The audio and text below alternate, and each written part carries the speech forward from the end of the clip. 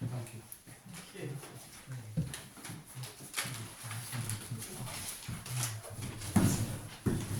Yes, thank you. It's been great to be with you this last couple of days. I don't get huge amounts of time to reflect and to think about the scriptures in this way anymore. And I don't do a huge amount of preaching these days, so it was actually quite nice to have an opportunity to sit of an evening and just allow my mind to ponder on these readings that I was given under the Confidently Waiting title. And I did try asking one or two people at the community centre what they thought confidently waiting meant.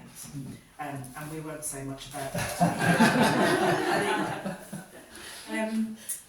So this is just my ways of putting together these different passages of scripture that are so key. I was really struck when we sang O Come, Emmanuel. That hymn is going to find its time this year. Half of it I don't understand what it's on about, but actually it is saying such an important thing about what's happening in our world. So I've tried to include some of that thoughts too. I've been waiting all my life. I was born waiting, 56 years of waiting. Even when I didn't understand, I was waiting. Even when I didn't know what I was waiting for. Still, I've been waiting all my life. Today, I am waiting, and I expect I will continue to wait because waiting is an act of hope. Every year we enter into Advent time, and amidst all the Christmas preparations, decorations, lights, tinsel, skate rinks, parties. Who knew carols on the train was a thing, but it is in Avonmouth. I shall get on a train with 20 odd older people. We will ride to Weston-super-Mare and back again, singing Christmas carols.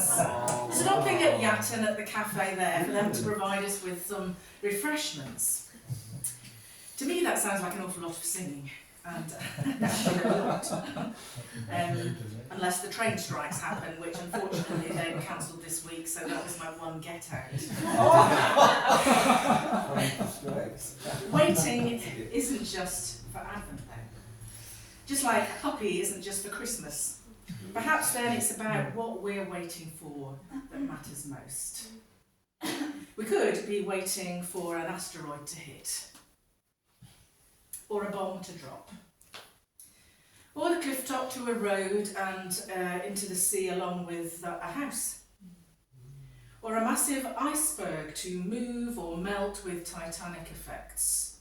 We could be waiting for loved ones to return home, or to know if the truce will hold, or to feel safe on the street at night. It's a strange time to be thinking about confidently waiting. Or waiting with confidence. The world is dark with violence, division, self-promotion, fear of the other. I haven't been able to watch I'm a Celebrity this year, I really haven't.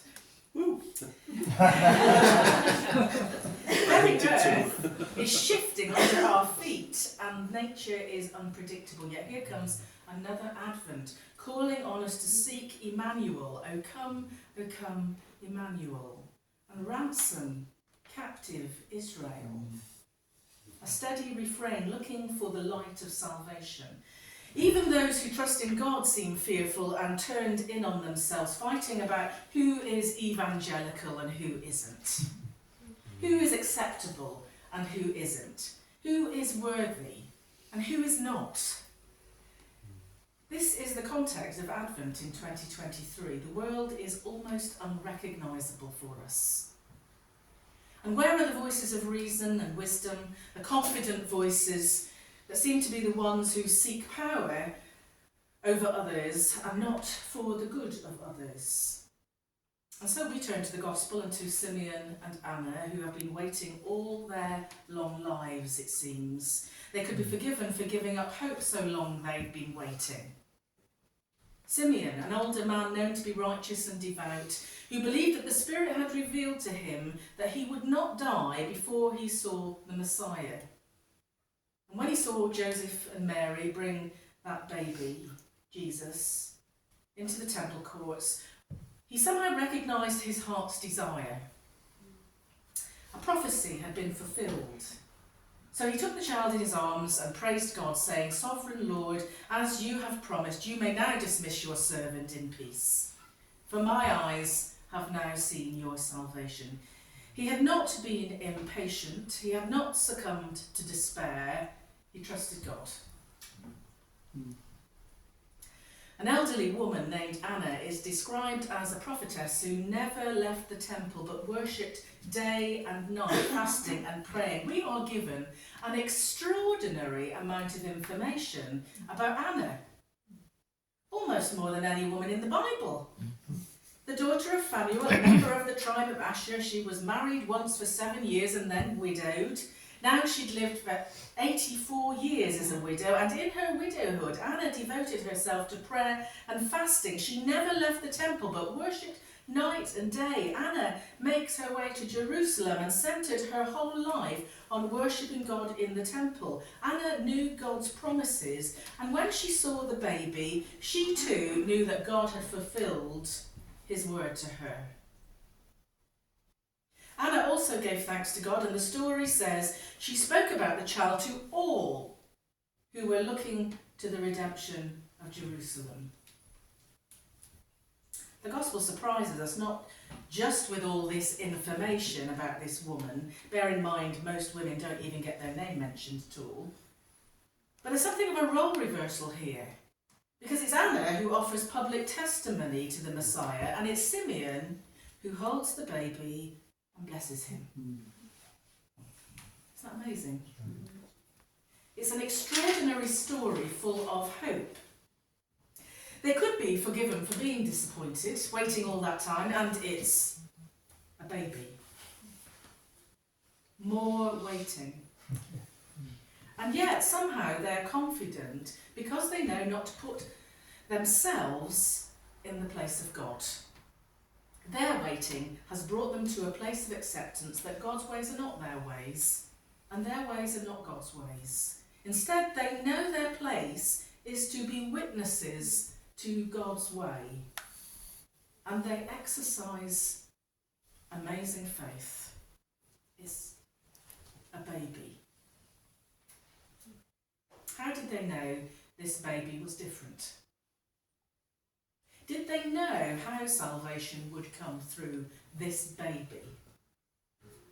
No, they simply had the words of Scripture to ponder, and their experience of being immersed in the temple that meant they were ready to see in this poor family that something new was here, something that warmed their hearts and fulfilled the promises they were relying on, so that they could let go, see that a new thing was about to happen. They were ready because they had accepted their waiting as a gift of faith. I was contrasting this with the priest Eli, who had given up hope of hearing God's voice in the very place where it should have been clearest. He had given up, gone to sleep, and left someone else to wait. He left a child, Samuel, the same Samuel who anointed David, a shepherd boy, to be king of Israel. I love the way this story intermingles right through. Yes, to wait can be an act of hope or be enshrouded in fear. The psalmist knows all about fear. It's known as a triumphant psalm of David, Psalm 27. He pours all his longing into this song, with enemies seeking him, fear stalking him, living rough, in danger from one who had been like a father to him. From a place of desperation, David sings of his confidence in God. The Lord is the light of my salvation. Longing for the temple before it was ever established. David, whose life depended on the confidence of God-given victories. Until, of course, he wasn't confident and failed. Until he trusted in his own power, his own fame and glory, and forgot the shepherd boy called by God. For Simeon, Anna and David, their desire to be where God was, to be close to God, to wait for God, enabled them to see what others couldn't. The common threads of their story are in their longing for God, their trust in God's ways, their acceptance of what they couldn't understand, as well as God's timing. They, like us, were waiting for what God was still creating, what God was still making.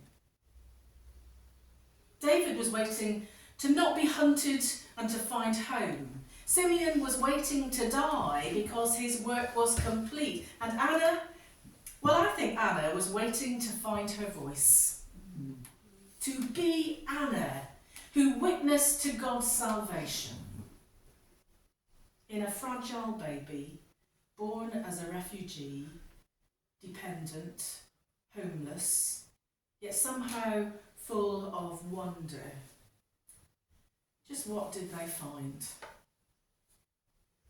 Well, perhaps we have a taste of that feeling when we see a new baby and wonder at the complexity, the way life begins in this tiny, fragile state. So many hopes arrive in the world in a form of a baby, and I can't help thinking of those pictures on our screens of those tiny, tiny babies in Gaza. Fragile, clinging to life. And today, what are we waiting for? And how are we waiting? Are we fearfully waiting or hopefully waiting? And what is the world waiting for? What it has always been waiting for. One who will save us from ourselves. One who will bring peace and calm storms. One who will lift up the lowly and give good news to the poor and broken. One who will walk the streets of Gaza and Bethlehem, Kiev and Moscow, London and Washington, and Bristol and Cardiff and your street. We are waiting for Jesus. And whilst we wait, we also follow. And are challenged to be witnesses to the lengths that love will go to. I suppose it is what Martin was doing when he had his dream of one day. Choosing to wait hopefully, choosing to be confident about God's future, to have the faith that God will be God. I choose to believe that even though this Advent is dark, we are still waiting for the kingdom. Choosing to put my confidence in the one who keeps drawing me close, who my heart seeks, though I don't yet understand how it can happen.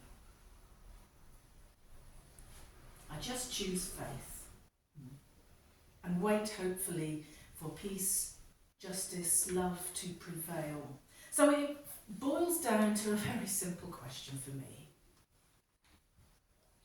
Can we trust our Maker?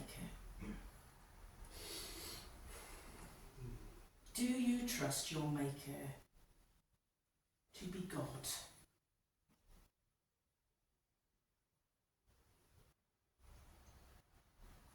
Amen.